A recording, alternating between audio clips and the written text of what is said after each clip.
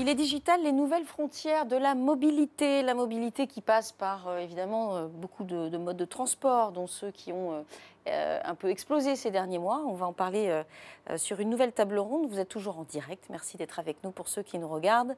Vincent Carré, bonjour. Bonjour. Vous êtes directeur international du développement chez Renault Mobilité, au sein du groupe Renault. Bienvenue à vous. À côté de nous, Bernard Tabary. Bonjour Bernard. Bonjour. Vous êtes CEO de Keolis International. On avait Jean qui dira juste avant, de Keolis également. Et puis Mehdi Essaidi, bonjour. Vous êtes consultant chez Capgemini Invent. Parlez-nous rapidement de Moving Blue. C'est une initiative de Capgemini justement. Oui, absolument. C'est une joint venture qu'on a montée il y a un certain temps avec Valeo et qui vise à développer une technologie, justement, pour des gens de Renault, du B2B, sur du car sharing et de la voiture connectée. Alors, la ville digitale, on l'a évoqué un petit peu, évidemment, avec plutôt sur sa co-création, cette vision de co-créer écosystémique un peu auparavant. Là, ce qui nous intéresse, c'est plus de comprendre aujourd'hui, quelque part, où s'arrête la frontière. Parce qu'aujourd'hui, on sait que la ville s'étend, elle se transforme. Le contexte fait qu'elle se transforme encore plus et encore plus vite, cette ville, puisqu'elle attire différentes catégories de population, plus peut-être les mêmes, plus seulement les vrais citadins, mais d'autres populations demain. Comment vous voyez les choses aujourd'hui par rapport à la ville en général? Je vais commencer par vous, sur, encore une fois, ces enjeux de mobilité. Alors, la ville, elle a aujourd'hui plusieurs difficultés à résoudre. La première, c'est la congestion, c'est le nombre de voitures qui est lié à l'augmentation du nombre d'habitants dans toutes les grandes villes du monde, qui fait que la situation atteint aujourd'hui un niveau qui est probablement insupportable. Le deuxième enjeu, c'est la pollution. Exactement. Avec un niveau de pollution qu'on connaît de mieux en mieux, qu'on identifie de mieux en mieux, qui est lié à l'automobile, mais pas seulement, et qui devient dans beaucoup de cas inacceptable, et qu'il va falloir traiter. Et puis la troisième difficulté ou opportunité, c'est toujours le cas, c'est ce qu'on appelle la sharing economy, c'est-à-dire le fait que les habitants changent, et que les nouvelles générations qui viennent s'installer en ville, elles ont des comportements très différents. Et par exemple, dans l'automobile, elles n'ont pas envie de posséder leur voiture, de l'avoir en bas de chez eux toute la journée et de gérer tout ce qui va avec. Elles ont plutôt envie de la partager pour l'utiliser quand elles en ont besoin. Ça, c'est vraiment une tendance de fond. Oui, c'est vrai que tous les modes de transport notamment ont explosé, les trajets courts ont explosé, les trottinettes sont arrivées. On a connu quand même une petite révolution en termes de mobilité, juste sur la mobilité citadine, j'allais dire. Alors, effectivement, il y a une aspiration très forte à la mobilité, avec ce que Vincent disait sur les paramètres qui sont de base, qui sont la démographie, mais qui sont aussi l'espace. En gros, l'espace, il ne s'agrandit pas. Donc, cette démographie plus forte sur un espace toujours contraint, avec la transition écologique comme aspiration, elle doit s'accommoder d'une aspiration à la mobilité. Et hier, là où la mobilité était un peu subie, c'est-à-dire que les gens étaient contraints, finalement, c'était un peu le métro boulot dodo. Pour aller au boulot, je n'ai qu'une option, c'est le métro, et la trilogie n'était pas très positive. Et on passe de la mobilité subie à la mobilité choisie. Donc il y avait déjà de la sharing en fait à travers un transport public un peu institutionnalisé, mais la sharing economy, elle apporte cette capacité de partage de façon beaucoup plus large, et c'est là qu'on peut être assez enthousiaste devant la perspective. Et pour vous, votre vision d'aujourd'hui? Je compléterai en insistant peut-être sur un seul point qui est, je pense, cette notion de multimodalité ou d'intermodalité et qui finalement se résume en une équation. Comment est-ce qu'on fait travailler le monde public de la mobilité et le monde privé de la mobilité? Parce que finalement, pour vraiment délivrer cette expérience de smart mobility et de masse, à un moment donné, il faut arriver à aligner l'ensemble de ces acteurs-là et à délivrer une expérience du transport en commun jusqu'aux véhicules de chez Zity. Et donc, aujourd'hui, on n'a pas encore complètement résolu cette équation-là. Je pense qu'on va en reparler, mais je pense que ça fait partie, effectivement, des grands challenges qu'on doit résoudre, notamment dans les zones urbaines. Le véhicule autonome, j'allais poser la question de l'avenir de la voiture en ville. C'est donc à vous que je la pose, évidemment. Mais vous êtes déjà sur la stratégie d'accélérer le véhicule autonome au plus vite? Oui, alors par contre, il faut bien se rendre compte que le véhicule autonome, ce n'est pas pour demain matin. Il y a différentes étapes vers le véhicule autonome et ce n'est pas l'urgence de la ville. L'urgence de la ville, c'est le véhicule électrique. l'urgence de la ville, c'est le zéro émission, c'est la lutte contre la pollution, c'est de rendre la ville compatible avec ses habitants, à nouveau. Donc l'urgence, c'est ça. Et la deuxième urgence de la ville, c'est de probablement réduire la place liée à un certain nombre de challenges, comme l'automobile, par exemple, au profit d'un retour de la ville vers ses habitants. C'est ça les deux gros challenges. La voiture autonome viendra ensuite, mais une fois que ces étapes seront passées. Et plus le contexte, il faut avoir en tête aussi que plus le contexte urbain est complexe, plus la voiture autonome est difficile. Plus le contexte est simple en termes autoroutiers, plus la voiture autonome va être rapide. Donc ce sera probablement dans les centres-villes urbains qu'elle viendra en dernier. Vous pensez que le véhicule électrique va accélérer le véhicule autonome en tant que tel? Ça peut contribuer fortement ou pas? Je pense que ce n'est pas lié. Non. Moi, je pense que c'est le véhicule électrique qui est lié au partagé dans les grandes villes, dans les grandes agglomérations. Donc ce qui se développe aujourd'hui, et c'est ce que voudraient les villes, c'est plus de véhicules électriques partagés. Pour les deux raisons qu'on a évoquées, on doit aller vers le zéro émission et en même temps, on doit répondre à cette aspiration de multimodalité où les gens vont utiliser une voiture quand ils en ont besoin. Et le reste du temps, ils ne vont pas la gérer. Ils ne vont pas gérer l'assurance, ils ne vont pas gérer le loyer, ils ne vont pas gérer le stationnement. Ils vont la gérer quand ils en ont besoin. Et ils sont prêts à payer pour ce service-là.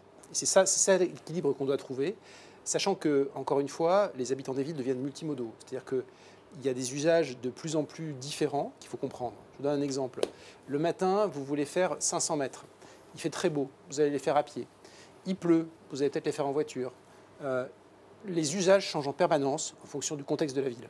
Et c'est cette complexité qu'il faut aborder pour trouver le bon dimensionnement des différents modes, que ce soit de la trottinette, que ce soit du transport en commun, que ce soit de la voiture électrique. Oui, parce qu'aujourd'hui, il pleut à Paris, c'est formidable, mais sauf que personne n'a envie de prendre un vélo ou une trottinette. Donc qu'est-ce qu'on fait pour rendre la mobilité la plus agréable, la plus simple, la plus économique, la moins polluante? Voilà, il n'y a pas forcément la réponse n'est pas encore là. Elle n'est pas très loin, en fait, dans la multimodalité et le véhicule électrique. On n'est pas très loin quand même de la solution. Il y a encore beaucoup de choses à organiser, mais on voit qu'il y a une demande massive. À Madrid, on a démarré il y a 3 ans, on a 350 000 clients de voitures partagées. C'est-à-dire qu'en gros, il y a 20% de la population adulte de Madrid qui est cliente déjà du véhicule électrique partagé. C'est un phénomène de masse. C'est incroyable. Et je pense qu'on doit trouver les mêmes types de phénomènes quand on regarde les scooters ou les trottinettes. Alors en matière de transport en commun, on observe bien sûr ce qui se passe sur la voiture autonome et nous on travaille également sur la navette autonome. Donc depuis plus de 4 ans, on a fait près de 40 projets de tests de navettes autonomes, on a transporté plus de 200 000 passagers en toute sécurité, on a fait plus de 100 000 km avec des navettes autonomes. Et hier, j'étais très content d'assister au lancement de notre test qu'on fait à Stockholm en partenariat avec Intel, avec Ericsson, avec Telia, l'opérateur suédois de télécom, pour une première navette autonome en 5G. Donc ce n'est pas une navette Amish, c'est une navette en 5G avec des applications. Il n'y a pas d'huile. Qui est absolument impressionnante parce qu'on réalise que avec cette navette donc, contrôlée depuis une tour de contrôle, on n'aura plus nécessairement besoin d'un opérateur à bord, comme aujourd'hui on en a encore l'obligation dans une navette autonome. Et donc on peut envisager, grâce à l'échange d'informations énorme en termes de flux de data et aussi de rapidité de cet échange, d'avoir des navettes autonomes qui soient contrôlées depuis un centre de contrôle. Et ça ouvre, alors ça pose des vraies questions sur les dimensionnements de réseaux de télécom, sur le fait que le data, au lieu de descendre, et bien soudain aussi il doit remonter, donc il faut que les réseaux s'adaptent. Mais dans un test comme ça, on voit que des applications, alors et on va commencer bientôt une expérimentation sur 80 hectares à Châteauroux, avec une série de navettes autonomes également sur un fonctionnement en 5G pour justement tester les possibilités qu'offrent ces nouvelles applications. Alors j'avoue que j'ai pris celle de Singapour qui, vous le savez, feature, showroom, un maximum d'innovation et une ville assez chouette d'ailleurs pour ça. Effectivement, il y a dans le parc floral aux abords du Marina Bay Sands, donc on est au cœur de Singapour, la première navette autonome. Il n'y a pas de chauffeur. On fait un bout de la ville, pas toute la ville encore, bien sûr, c'est expérimental. Ça fonctionne extrêmement bien. D'ailleurs, il y a une techno française derrière cette navette-là. Et c'est vrai que c'est assez convaincant parce que, vous le disiez, voilà, des transports en commun, finalement, tout le monde peut adhérer à ça, même s'il y a du monde, etc. Mais si on imagine les transports en commun qui sont fluides, qui sont à l'heure, qui sont fiables, voire même agréables en plus, C'est formidable. C'est peut-être là aussi qu'il faut investir massivement, non? Et oui, mais depuis 1983, on exploite des métros automatiques sans conducteur à Lille. Tout à fait. Et ça marche très bien. Tout à fait. Ouais. Le vrai bouleversement, enfin pour rebondir sur ton point, Vincent, sur le véhicule autonome, c'est justement quand le véhicule autonome arrivera à pousser les portes des zones urbaines, parce que structurellement, en fait, un véhicule autonome est partageable. Et donc là, pour le coup, l'impact sur la smart mobility, la gestion aujourd'hui de nos flottes en free floating ou nos véhicules individuels va être complètement revisité. Enfin, on pourra aujourd'hui acheter un véhicule qui finalement va rejoindre une flotte Uber, va travailler pendant la nuit pour nous, et puis lorsqu'on en a besoin le matin, va revenir chez nous et va nous emmener au travail. Et puis, dans les temps morts, va peut-être aller se faire réparer et puis revenir. Donc, ce concept-là va être extrêmement puissant le jour où ça arrivera. Après, pour répondre à votre point sur la météo, la multiplicité des moyens de transport, enfin, comment on fait, peut-être qu'une des solutions, c'est le MaaS. Enfin, je pense que c'est un sujet qui est assez central. Le MaaS,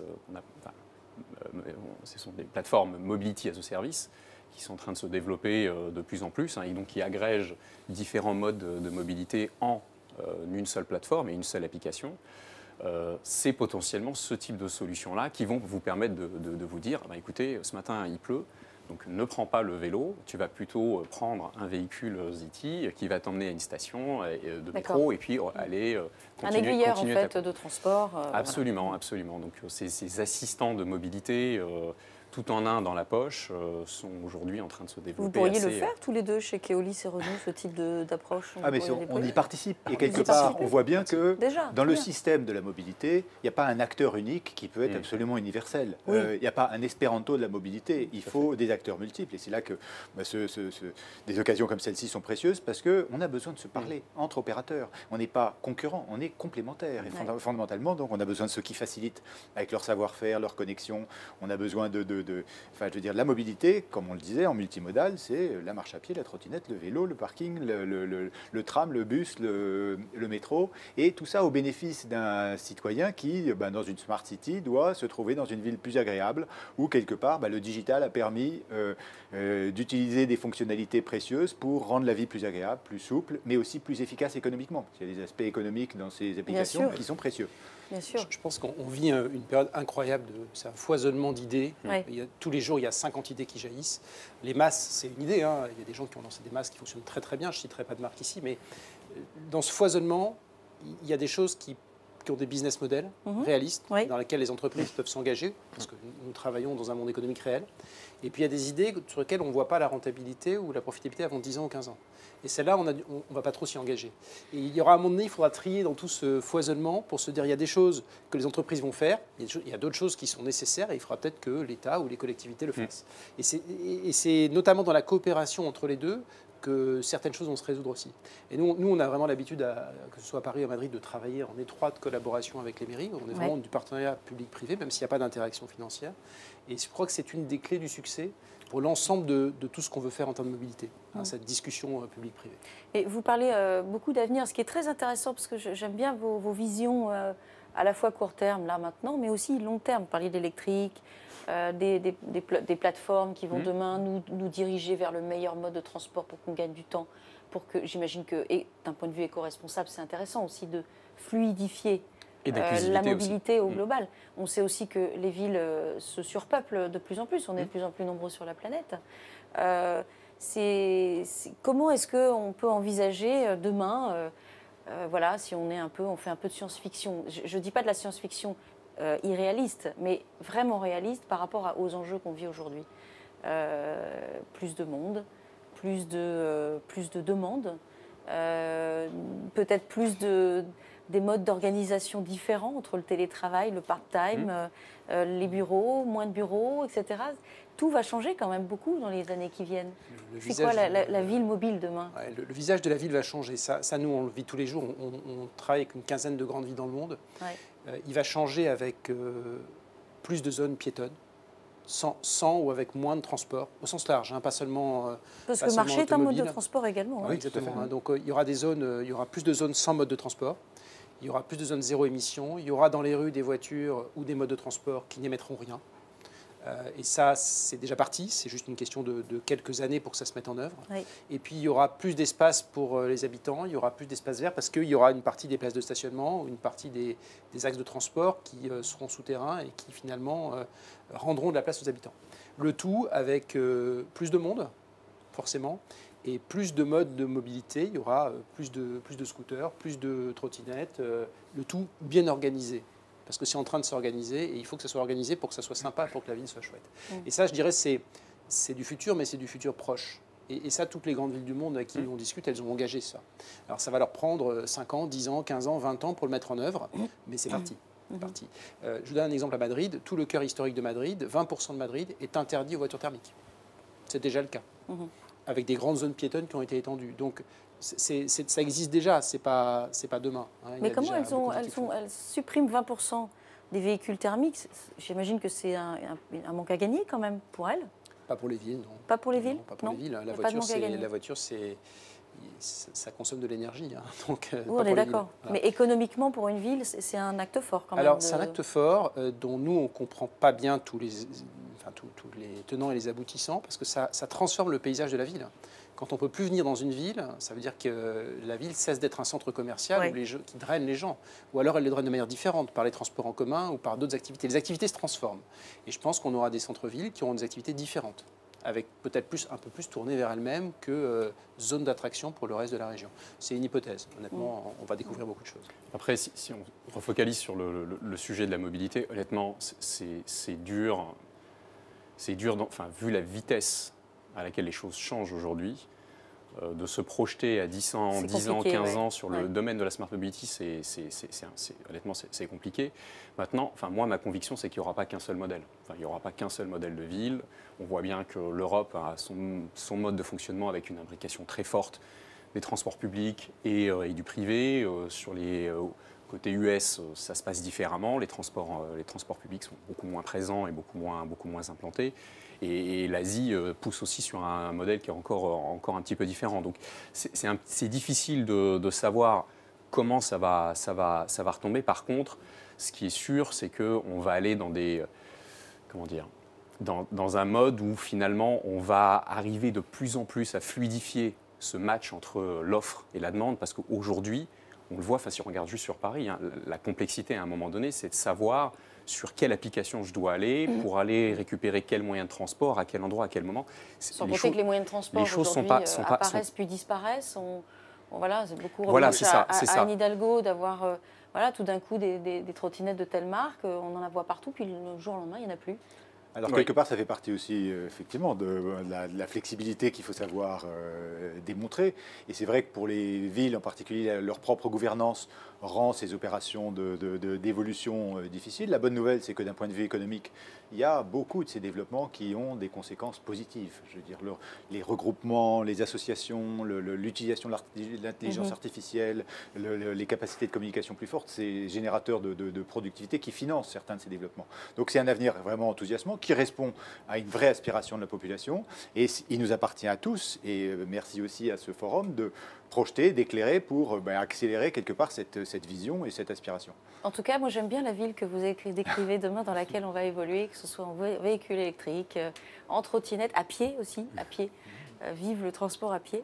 Merci beaucoup, merci à tous les trois d'être venus faire un peu de prospective avec nous et aussi d'avoir tout simplement évoqué la ville un peu idéale dans laquelle on peut évoluer. Merci beaucoup. Tous connectés, quelle stratégie pour favoriser l'inclusion? On a parlé d'inclusion justement avec mes invités à l'instant, l'inclusion numérique. Bref, le numérique pour tous. Alors, on a invité Mathieu Belloir qui pilote la RSE, la responsabilité sociale de l'entreprise du groupe Orange. Comment Orange s'investit auprès de ces populations pour lui donner accès à Internet et aux services d'Internet. Alors, Mathieu n'est pas avec nous, mais j'ai pu le recevoir ce matin dans de bonnes conditions, ici même sur ce plateau. On l'écoute pour 10 minutes avec moi sur l'enjeu de l'inclusion numérique. C'est tout de suite après ce jingle. À tout de suite.